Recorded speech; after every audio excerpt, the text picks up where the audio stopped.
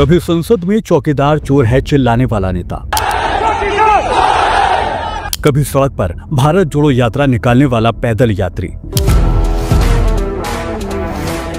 कभी अमेरिका में जाकर सरकार पर हमला बोलने वाला, और कभी कैमरे के सामने ऐसा जवाब देने वाला कि पूरा सोशल मीडिया हंस हंस कर लूटपुट हो जाए।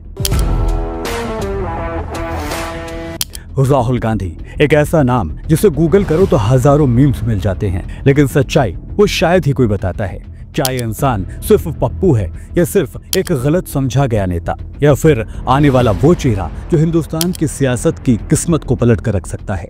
सोचिए, एक बच्चा दिल्ली के 3 मूर्ति भवन में खिलौने से खेल रहा है, पर ये कोई आम बच्चा नहीं था। इसके खून में लिखा था हिंदुस्तान के सियासत पर राज करना। 19 जून 1970 सोनिया और राजीव गांधी के घर एक बेटा पैदा हुआ। नाम रखा गया राहुल गांधी, जिसे घर की खिड़कियों से लाल किला और संसद दोनों ही नजर आते थे।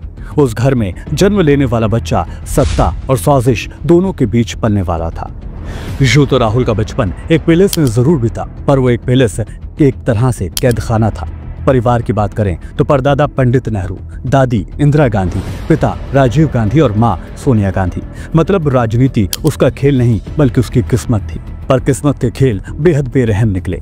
31 अक्टूबर 1984 को सिर्फ 14 साल की उम्र में राहुल गांधी ने अपनी दादी इंदिरा गांधी को खो दिया अपने ही सुरक्षा कर्मियों की गोलियों से। उस दिन राहुल गांधी ने समझा कि गांधी नाम सिर्फ शान नहीं है बल्कि एक शराब भी है। फिर आती है 21 मई 1991, तमिलनाडु के श्री पेरबंदूर में राजीव गांधी के बम धमाके में मारा जाना। अब राहुल के पास सिर्फ मां सोनिया गांधी, बहन प्रियंका और ढेरों जख्म बचे थे। उनका बचपन की यादें स्कूल या बर्थडे नहीं था, बल्कि एम्बुलेंस की आवाजें और मौत की गंध से भरी थी। इस तरह के हालातों को देखकर सोनिया गांधी ने तय किया कि राहुल और प्रियंका को सियासत की दुनिया से दूर रखा जाए। राहुल का स्कूल था दिल्ली का सेंट कोलंबस, फिर दून स्कूल, लेकिन 24 घंटे सिक्योरिटी, नकली नाम राहुल विंची। सोचिए, अपने ही नाम से डरना पड़ा करता था। फिर राहुल को भेजा गया हार्वर्ड यूनिवर्सिटी, लेकिन सिक्योरिटी की वजह से ट्रांसफर करना पड़ गया। इसके बाद रोलिंस कॉलेज फ्लोरिडा और फिर कैम्ब्रिज यूनिवर्सिटी यूके, जहां उन्होंने डेवलपमेंट स्टडीज में मास्टर किया। यूं तो राहुल गांधी पढ़े तो दुनिया के टॉप कॉलेजेस में थे, लेकिन उन्होंने कभी स्टूडेंट लाइफ को जिया ही नहीं था। वो एक ऐसे लड़के थे जो क्लास में भी सुरक्षा के घेरे में रहा करते थे। पढ़ाई होने के बाद सबको लगा कि अब राहुल गांधी पॉलिटिक्स से दूर ही रहेंगे। उन्होंने लंदन की एक फर्म मॉनिटर ग्रुप में मैनेजमेंट कंसल्टेंट के तौर पर काम करना शुरू कर दिया। सूट बूट और टाई, लैपटॉप और ऑफिस के तरह से सब कुछ नॉर्मल ही था। लेकिन साल 1998 के बाद कांग्रेस का ग्राफ सियासत में गिरने लगा। बीजेपी के पास मोदी जैसे लीडर उभर रहे थे और कांग्रेस को चाहिए था एक नया ताजा चेहरा। फिर सोनिया गांधी का एक दिन फोन पहुंचता है राहुल गांधी के पास और कहा जाता है कि वापस आओ, पार्टी को तुम्हारी जरूरत है। साल 2002 में राहुल ने नौकरी छोड़ी और भारत लौट आए। कांग्रेस के अंदर ट्रेनिंग शुरू की गई। साल 2004 में अमेठी से चुनाव लड़ा और जीत दर्ज कर दी। राजीव गांधी का बेटा अब राजनीति के मैदान में आधिकारिक तौर पर उतर चुका था।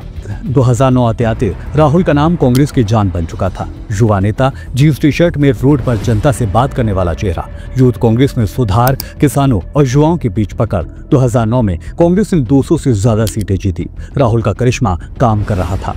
लेकिन सियासत में सफलता कभी स्टेबल नहीं होती या हमेशा के लिए नहीं होती। 2014 में आई मोदी की वेव और कांग्रेस सिमट गई सिर्फ 44 सीटों पर आकर। मीडिया ने कहा कि हार की वजह राहुल गांधी हैं और यहीं से पैदा हुआ वो मेम वाला पप्पू। राहुल ट्विटर पर ट्रोलर्स के फेवरेट बन गए थे, लेकिन उन्होंने फिर भी हार नहीं मानी। साल 2017-18 में उन्होंने बेरोजगारी, किसान आंदोलन और जीएसटी के खिलाफ मोर्चा खोल दिया। और फिर एक रोज संसद में पीएम मोदी को गले लगाकर कहा कि मैं आपके अंदर भी प्यार देखता हूं, और इसे कहा गया हग डिप्लोमेसी। फिर आया साल 2019 और राहुल बदलते हुए अंदाज में लौटने लगे। सीधे पीएम मोदी पर वार करने लगे, चौकीदार चोर है का नारा देने लगे। पूरा देश इस नारे से गूंजने लगा। लेकिन बीजेपी ने भी सियासी चाल खेली और उल्टा उन्हीं पर वार कर दिया कि मैं भी चौकीदार हूं का कैंपेन चला दिया। राहुल का नारा उन्हीं के खिलाफ काम करने लगा। 2019 में उन्होंने अमेठी और वायनाड दोनों से चुनाव लड़ा। वायनाड में भारी जीत हुई, लेकिन अमेठी से हार का सामना करना पड़ा। इतिहास में पहली बार गांधी परिवार अपने गढ़ में यानी अमेठी में हारा था। चुनाव के बाद राहुल ने जिम्मेदारी ली और कांग्रेस अध्यक्ष का पद छोड़ दिया। लोग कहने लगे कि राहुल सीरियस हैं भी या फिर बस हॉलीडे मोड में हैं।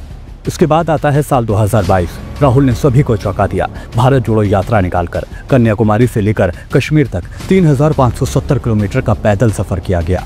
टी शर्ट, स्नीकर्स और पैदल चलने वाला नेता ये पहली बार हिंदुस्तान दिख रहा था। लोग बोले अब ये असली राहुल है। उन्होंने किसानों से बात की, छात्रों से मुलाकात की, आम लोगों के बीच वक्त गुजारा। कश्मीर की बर्फ में टी शर्ट पहनकर चलना कि ये आदमी अब अपने कंफर्ट जोन से बाहर निकल रहा है और सियासत में रमने की कोशिश कर रहा है। इंडियन एक्सप्रेस ने लिखा कि राहुल गांधी की यात्रा ने उनकी इमेज को बदल दिया है, लेकिन फिर भी हर मोड़ पर राहुल गांधी के साथ एक विवाद चलता जा रहा था। 2019 की एक रैली में उन्होंने कहा कि सारे चोरों का सरनेम मोदी ही क्यों होता है। इस बयान पर सूरत कोर्ट ने डिफेमेशन केस चलाया और राहुल को 2 साल की सजा सुनाई। साथ ही लोकसभा सदस्यता भी चली गई। अब सवाल ये उठता है कि राहुल गांधी की ताकत आज क्या है और कमजोरियां क्या हैं। इसमें ताकत है डायनेस्टी और लेगेसी। नेहरू, इंदिरा और राजीव की विरासत रेडीमेड वोट बैंक है।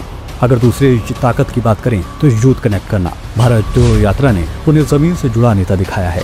इशू बेस्ड अप्रोच भी राहुल गांधी की अच्छी खासी है। खासतौर पर बेरोजगारी, किसान, इनइक्वालिटी जैसे तमाम मुद्दों पर उनका फोकस रहा है। ग्लोबल एक्सपोजर भी उनके पास अच्छा खासा है। विदेशों में पढ़ाई और बोलने का आत्मविश्वास है जो उनको देसी नेता से थोड़ा अलग बनाता है। अगर राहुल गांधी की कमजोरी की बात करें तो सबसे पहले आता है कम्युनिकेशन गैप। कई बार राहुल गांधी के भाषणों में कंफ्यूजन नजर आता है।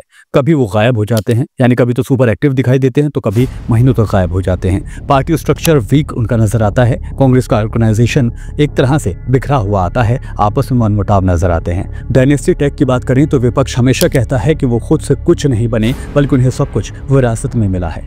अब आखिर में सवाल ये है कि क्या राहुल गांधी वाकई भारत की अगली बड़ी ताकत बन सकते हैं, क्योंकि जिस तरीके से उन्होंने इलेक्शन कमीशन को एक्सपोज किया है वो वाकई काबिले तारीफ है। 2025 में राहुल दोबारा भारत जोड़ो यात्रा 2.2 की तैयारी में भी लगे हैं। अगर वो बेरोजगारी और असमानता जैसे मुद्दों पर देश को लगातार जोड़ने में कामयाब रहे और अपने कम्युनिकेशन को भी मजबूत करते रहे तो जाहिर तौर पर आने वाले वक्त में वो मोदी सरकार के सामने एक बड़ा और गंभीर चैलेंज बनकर साबित हो सकते हैं। क्योंकि राहुल गांधी की कहानी किसी फिल्म से कम नहीं है बल्कि एक राजकुमार की है जो सोने के महल में पैदा हुआ पर हर मोड़ पर खुद को साबित भी करना पड़ा। राहुल गांधी किसी के लिए पप्पू है तो किसी के लिए भविष्य का नेता भी है और शायद यही राहुल गांधी की कहानी का सबसे बड़ा ट्विस्ट है। आज राहुल गांधी को लोग प्रधानमंत्री के तौर पर भी देखते हैं और ये कहते हैं next PM is Rahul Gandhi. लेकिन राहुल गांधी का जो इतिहास है वो भी उनका पीछा नहीं छोड़ता है और आज तक वही हालात बने हुए हैं। आज भी लगातार राहुल गांधी ट्रोलर्स के निशाने पर रहते हैं तो कभी कभी वो हावी होते नजर भी आते हैं। अब देखना ये होगा कि आने वाले चुनावों में या फिर आने वाले सियासी दिनों में किस तरीके से राहुल गांधी अपनी इमेज को बदलकर अपने आप को एक मजबूत और एक स्टेबल नेता के तौर पर पेश करते हैं। फिलहाल मेरे साथ इस वीडियो में अभी के लिए इतना ही। वीडियो में चलते चलते आपसे सवाल यही है, क्या लगता है आपको, क्या आने वाले वक्त में राहुल गांधी प्रधानमंत्री नरेंद्र मोदी के लिए चैलेंज साबित होंगे या फिर यूं ही अपनी राजनीति को करते जाएंगे लेकिन हासिल कुछ भी नहीं कर पाएंगे? आप अपनी राय हमें कमेंट के जरिए दे सकते हैं। फिलहाल मेरे साथ इस वीडियो में अभी के लिए इतना ही। वीडियो पसंद आए तो वीडियो को लाइक कीजिए, शेयर कीजिए और हमारे चैनल को सब्सक्राइब जरूर कीजिए। फिर होगी मुलाकात। नमस्कार।